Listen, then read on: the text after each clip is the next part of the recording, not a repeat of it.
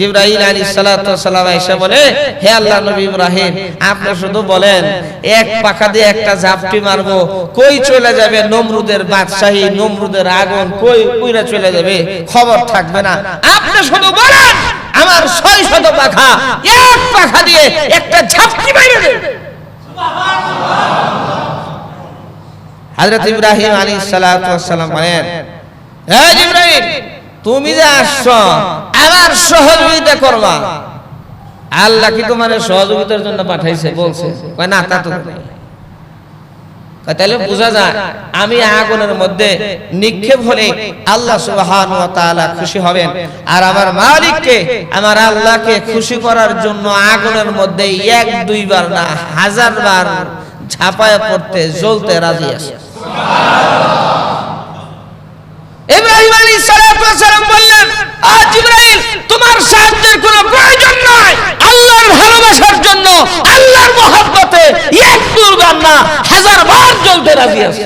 সুবহানাল্লাহ। আল্লাহ রাব্বুল আলামিন বলেন, আমার ইব্রাহিম পরীক্ষায় পাস। সুবহানাল্লাহ। ইয়া নার কুনি বারদা ওয়া সালামান আলা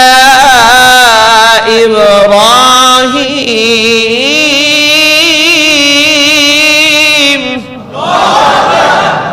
আল্লাহ রাব্বুল আলামিন আগুনকে ডাকতে বললেন, হে আগুন, ইয়া নারু কুনি বারদা ওয়া সালামান আলা ইব্রাহিম, হে আগুন, আমার ইব্রাহিমের জন্য আরামদায়ক ঠান্ডা হয়ে যাও।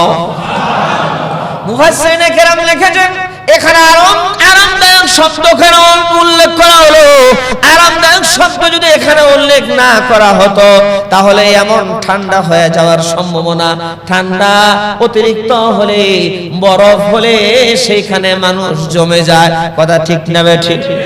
আল্লাহ রাব্বুল আলামিন আগুনকে বললেন, আরামদায়ক ঠান্ডা হও, আমার ইব্রাহিমের একটা পশম যাতে না পড়ে।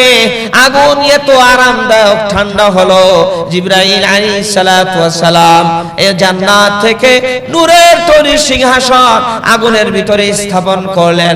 জান্নাত থেকে জান্নাতি একটা পোশাক ইব্রাহিম আলাইহিস সালাতু ওয়াস সালামের গায়ে পরাইয়া দিলেন। শুধু তারা জান্নাতি একটা হাউস ওই আগুনের ভিতরে স্থাপন করা হলো। ইব্রাহিম আলাইহিস সালাতু ওয়াস সালাম নূরের তৈরি মেম্বারে বসে যখনই পানির পিপাসা লাগে ওই হাউস থেকে পানির